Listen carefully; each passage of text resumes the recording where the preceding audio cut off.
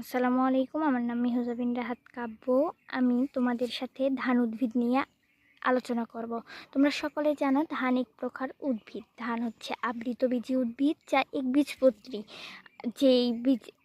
যে সকল উদ্ভিদের বীজপত্র দুইটি তাদেরকে দ্বিবীজপত্রী উদ্ভিদ বলা হয়, এবং যাদের বীজ একপত্র বিশিষ্ট তাদেরকে একবীজপত্রী উদ্ভিদ বলা হয়। তোমরা দেখতে পাচ্ছ ধানের একটি বীজপত্র রয়েছে, তাই ধান একটি একবীজপত্রী উদ্ভিদ।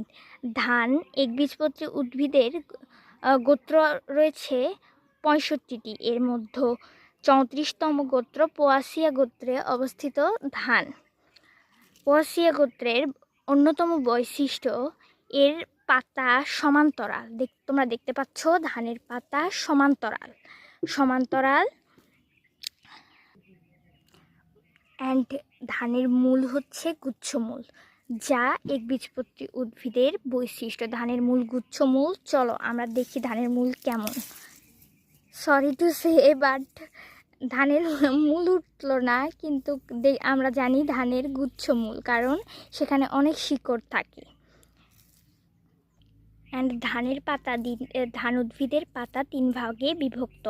গোড়াতে শীত থাকে অ্যান্ড লম্বা পত্রফলক। এই যে বড় পাতাটার লম্বা পত্রফলক।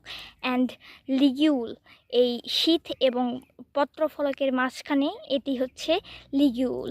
ধানের পাতায় 3টি থাকে, 3 ভাগে বিভক্ত। এই যে শীত এবং লম্বা পত্রফলক অ্যান্ড লিগিউল। ফল ক্যারিওপসি অর্থাৎ দানাদার। এটা যখন পরিপক্ক হয়ে যাবে তখন এটি দানাদার ফল, যার থেকে আমরা ভাত খাই। ধান উদ্ভিদে অনেক পুষ্টিগুণ রয়েছে। এর মধ্যে প্রতি 100 গ্রামে যা থাকে আমি তোমাদেরকে সেটা বলতেছি। প্রতি 100 গ্রাম ধানে 12 গ্রাম পানি থাকে, অ্যান্ড কার্বোহাইড্রেট থাকে 80 গ্রাম, শক্তি থাকে 1528 কিলোজুল, আমিষ বা প্রোটিন থাকে 7.1 গ্রাম, স্নেহ বা ফ্যাট থাকে 0.66